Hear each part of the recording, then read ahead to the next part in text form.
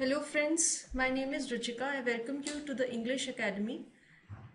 हमारी सीरीज है learn English speaking and translation through Hindi. यहाँ पर आज हम बात करेंगे वर्ब्स की, जिन्हें हम क्रिया के नाम से जानते हैं। सबसे पहले देखते हैं वर्ब होता क्या है। क्रिया कहते किसको है? जिस शब्द से किसी कार्य का होना या करना समझा जाए उसे क्रिया कहते हैं। क्रिया क्या होती है?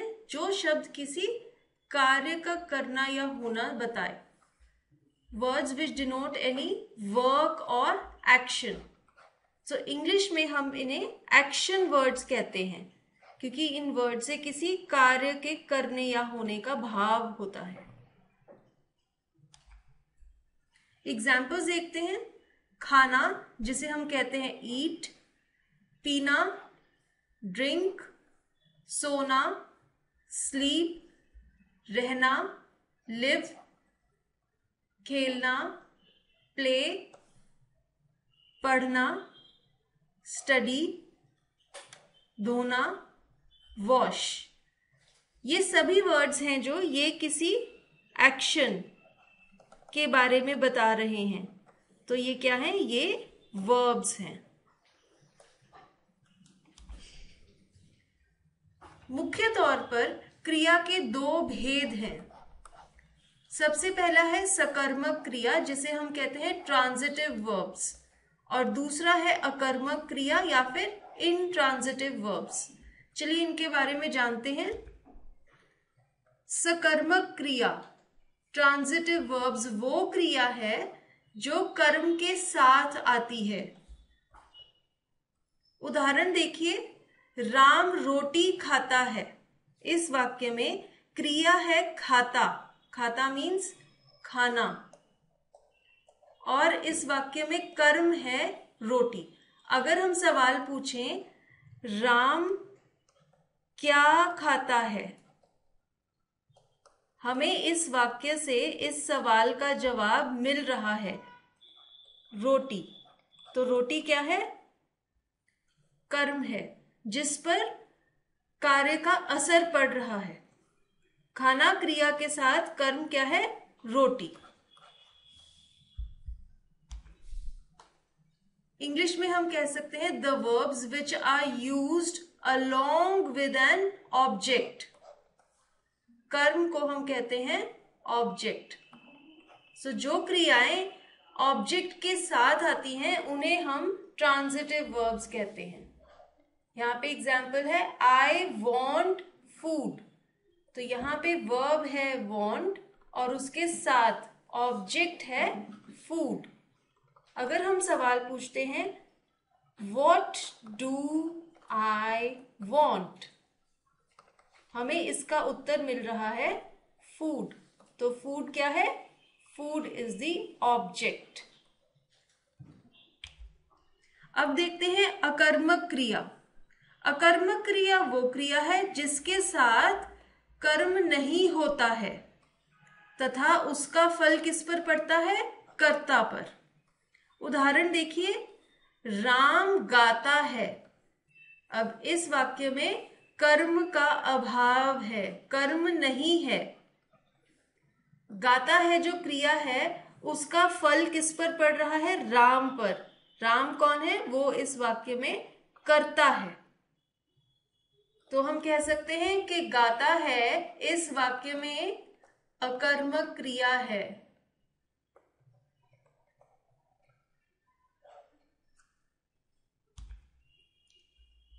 The verbs which do not need an object to accompany them, such verbs are called intransitive verbs.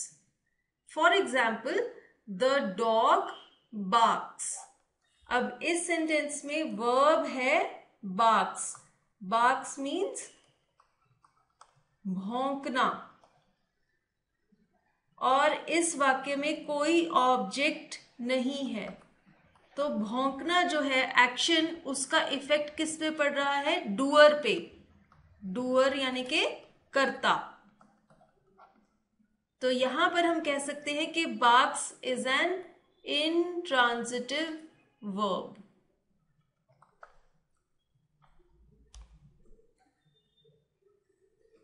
अब जब आप ट्रांसलेशन करेंगे तो एक जरूरी नियम है, एक एक्सेप्शन है जिसका आपने ध्यान रखना है कि कई क्रियाएं हिंदी में अकर्मक हैं और इंग्लिश में जब हम इस्तेमाल करते हैं तो वो सकर्मक बन जाती हैं।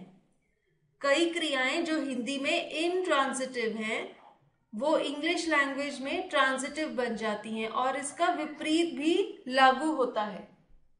अब चलिए कुछ एग्जाम्पल्स देखते हैं।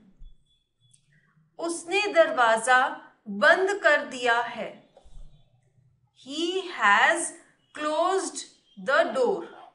अब इस वाक्य में the door is the object, verb is closed. तो हम कह सकते हैं closed is a transitive verb because it has an object along with it. एक और वाक्य है, हम आ गए हैं। We have come. अब इस सेंटेंस में कोई ऑब्जेक्ट नहीं है, so we will say that have come is used as an intransitive verb. अब फ्रेंड्स, कई ऐसे वर्ब हैं जो ट्रांजिटिव एंड इनट्रांजिटिव दोनों ही वेज से यूज हो सकते हैं। ऐसा एक एग्जाम्पल देखते हैं। फर्स्ट सेंटेंस है क्या तुम खाओगे, और दूसरा सेंटेंस है क्या तुम खाना खाओगे। पहला सेंटेंस क्या तुम खाओगे इंग्लिश में बन गया विल यू ईट। इस सेंटेंस में वर्ब है ईट और इस सेंटेंस में ऑब्जेक्ट नहीं है, तो यहां पर eat is an intransitive verb. It is used without an object and the effect of the verb is upon the doer. Second sentence, क्या तुम खाना खाओगे? इस सेंटेंस में ऑब्जेक्ट है फूड और यहां पर जो वर्ब है eat, it is a transitive verb because the effect is falling on the object. अब नेक्स्ट चीज जो है जिसका आपने ध्यान रखना है वो है मूलभूत क्रियाएं। हिंदी भाषा में कुछ ऐसी मूलभूत क्रियाएं हैं जिनको जब हम संज्ञा के साथ जोड़ देते हैं तो जो शब्द बनते हैं वो इंग्लिश में अलग वर्ब्स हैं, न्यू वर्ब्स बन जाते हैं इंग्लिश लैंग्वेज में। ऐसे कुछ न्यू वर्ब्स के एग्जाम्पल्स देखिए। संज्ञा है सफल और मूलभूत क्रिया है होना। सफल होना, इसका एक नया शब्द बन जाता है इंग्लिश में, वो है सक्सीड। ऐसे ही नेक्स्ट है नाराज होना, इंग्लिश में नया वर्ड बन जाता है एंग्री। फैसला होना, इसका इंग्लिश में नया वर्ड बन जाता है डिसाइड। बड़ा होना, इसका न्यू वर्ड है ग्रो। एग्जाम्पल्स देखिए ऐसे सेंटेंसेस के। मुझे मौत का डर है। अब मौत का डर, इसके लिए एक वर्ड है इंग्लिश में थैनाटोफोबिक। तो इंग्लिश में जब आप इसे ट्रांसलेट करेंगे तो आप कहेंगे आई एम थैनाटोफोबिक। एक और एग्जाम्पल देखिए, मेरे पास पैसे नहीं हैं। अब पैसे नहीं हैं का एक वर्ड इंग्लिश में है बैंकरप्ट, तो सेंटेंस बन जाएगा आई एम बैंकरप्ट। हम सब सफल होंगे। अब मैंने आपको भी बताया सफल होना, इसका एक वर्ड है सक्सेस, तो हम इसे इंग्लिश में जब अनुवाद करेंगे हम कहेंगे we all will be successful. अब आप सोच रहे होंगे यहां पर विल क्यों आया है। फ्रेंड्स, ये सेंटेंस फ्यूचर टेंस का है, इसलिए उसमें विल का प्रयोग होगा। हमारे लेसन्स हैं अलग से टेंसेस के, जिसमें हमने बात की है कि कैसे समय के अनुसार आप क्रियाओं का अलग अलग भेद इस्तेमाल करेंगे। उस जानकारी के लिए आप हमारे ये लेसन्स देखिए, और हमारे और भी लेसन्स हैं जहां पे हमने क्रिया के अलग अलग भेद की बात की है। उसके लिए भी नीचे दिए गए लिंक्स हैं, वो देखिए। एक और एग्जाम्पल देखिए, क्या तुमने फैसला कर लिया है। अब फैसला कर लिया के लिए एक शब्द जो इंग्लिश में बनता है वो है डिसाइड। तो अब हम वाक्य बनाएंगे इंग्लिश में, हैव यू डिसाइडेड।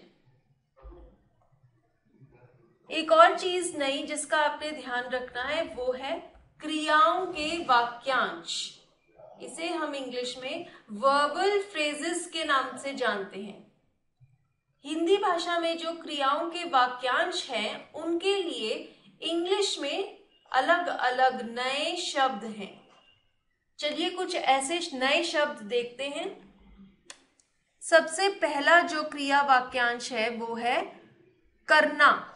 बेसिकली करना को इंग्लिश में टू डू कहते हैं, पर इसके जो अलग अलग शब्द हैं वो है, जैसे हम जब कहते हैं शोर करना, इसका नया शब्द इंग्लिश में बन जाता है नॉइज। अस्वीकार करना, इसके लिए एक शब्द है रिजेक्ट। स्वीकार करना एक्सेप्ट। अभ्यास करना प्रैक्टिस। तो देखिए ये सभी जो वर्बल फ्रेजेस हैं ये करना से ही रिलेटेड हैं। शोर करना, अस्वीकार करना, स्वीकार करना, अभ्यास करना, पर इन सब के लिए इंग्लिश में नए वर्ब्स बन गए हैं, नॉइज, रिजेक्ट, एक्सेप्ट, प्रैक्टिस। कुछ और एग्जाम्पल्स हैं करना के। अभिवादन करना, इसे हम वेलकम कहते हैं। अपमान करना मीन्स इंसल्ट। समाप्त करना, इसे फिनिश या एंड कह सकते हैं। उन्नति करना means progress. Next verbal phrase है चलना। बेसिकली चलना को कहते हैं टू गो, पर इसके अलग अलग रूप हैं। साथ चलना मीन्स अकंपनी। चल रहा है, कुछ भी कार्य चल रहा है, कहेंगे गोइंग ऑन। जब हम पेन की बात करते हैं, पेन चलता है तो हम कहते हैं पेन राइट्स। गाड़ी चल पड़ी है तो आप कहेंगे द कार इज मूविंग। और एग्जाम्पल्स हैं, जब हम कहेंगे नाव चलती है तो हम इंग्लिश में कहेंगे बोट इज प्लाइंग। घड़ी चलती है तो उसके लिए वर्ड है क्लॉक इज रनिंग। बात चल रही है, जब आपकी किसी से बातचीत चल रही है तो इंग्लिश में वर्ड है टॉक्स आर ऑन। जब हम कहते हैं हवा चल रही है तो विंड इज ब्लोइंग। हम नहीं कहेंगे विंड इज मूविंग या विंड इज गोइंग ऑन, हम कहेंगे wind is blowing. Particular word है। एक और क्रिया वाक्यांश है रखना। बेसिकली रखना का मीनिंग है टू कीप, पर इसके अलग अलग रूप देखते हैं। जब हम कहते हैं नौकर रखना, एम्प्लॉय। ध्यान रखना मीन्स टू टेक केयर। किसी चीज में रखना, जैसे हम कहते हैं टोकरी में सामान रख दो या गाड़ी में सामान रख दो, उसके लिए इंग्लिश में कहेंगे पुट इनटू। नाम रखना, जब हम कहते हैं किसी का नाम रखा है, इंग्लिश में नेम्ड। व्रत रखना, इसके लिए नया शब्द है ऑब्जर्व फास्ट। नजर रखना मीन्स कीप एन आई, या फिर हम कह सकते हैं कीप विजिल। प्रतिष्ठा रखना, किसी का मान रखना। इसके लिए एक शब्द है रेप्यूटेशन। सामान रखना मीन्स पैक, जैसे हम कहते हैं इसका सामान बांध दो, means pack the things.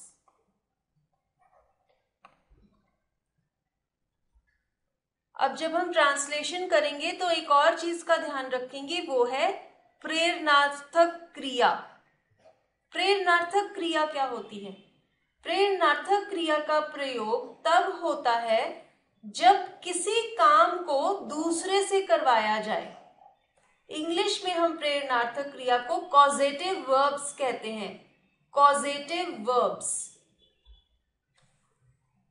English में कॉजेटिव वर्ब्स को यूज करने का नियम है कि जो पहला वर्ब है, मेन वर्ब है, उसकी थर्ड फॉर्म आती है और उसके बाद जो सेकंड वर्ब है उसको फर्स्ट फॉर्म में इस्तेमाल किया जाएगा। इसके कुछ एग्जाम्पल्स देखते हैं रूल को समझने के लिए। उसने मुझे हरवा दिया। अब इस सेंटेंस में कॉजेटिव वर्ब है क्योंकि कोई और कार्य करवा रहा है। उसने मुझे हरवा दिया। इंग्लिश में सेंटेंस है ही मेड मी लूज। अब इस सेंटेंस में दो वर्ब्स हैं, पहला है मेड और दूसरा है लूज। मेड क्या है? वर्ब इसमें है मेक और मेड है मेक की थर्ड फॉर्म। और दूसरा वर्ब जो इस सेंटेंस में आ रहा है वो है लूज। ये है वर्ब लूज की फर्स्ट फॉर्म, बेस फॉर्म।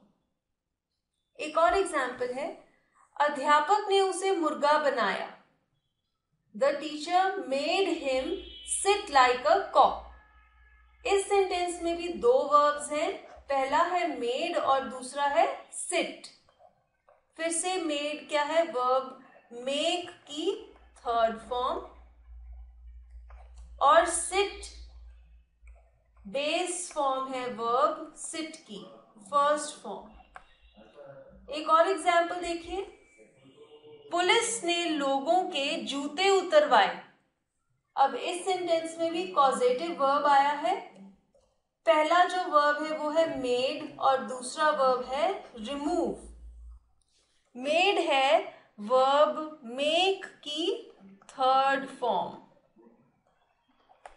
और यहाँ पे जो सेकंड वर्ब आ रहा है वो है रिमूव और रिमूव है वर्ब रिमूव की ही फर्स्ट फॉर्म, बेस फॉर्म। एक और एग्जाम्पल देखिए, मैंने उसे खाना खिलाया। अब इसमें भी दो क्रियाएं हैं। I made him eat food। फिर से मेड है मेक की थर्ड फॉर्म और सेकंड वर्ब है ईट। ईट है ईट की ही बेस या फिर फर्स्ट फॉर्म। कुछ सेंटेंसेस हैं आपकी प्रैक्टिस के लिए, आप इन्हें इंग्लिश में ट्रांसलेट कीजिए और फिर इनके आंसर्स देखिए। मैंने उनको क्रिकेट खेलना सिखाया। इसका आंसर है I taught them how to play cricket। Teach की थर्ड फॉर्म है taught और सेकंड वर्ब है प्ले। प्ले है वर्ब प्ले की फर्स्ट फॉर्म। एक और सेंटेंस है प्रैक्टिस के लिए, उसे कार दुर्घटना में चोट लग गई। इसका आंसर है he got hurt in the car accident। मैं खाना खाकर आऊंगा। इंग्लिश में ट्रांसलेट करने पर सेंटेंस बन जाएगा I will come after I finish eating food। क्या तुमने मुझे बुलाया है? इंग्लिश में ट्रांसलेट करने पर सेंटेंस है Have you called me? Thank you friends हमारा ये लेसन देखने के लिए and if you like this lesson do subscribe to our channel The English academy.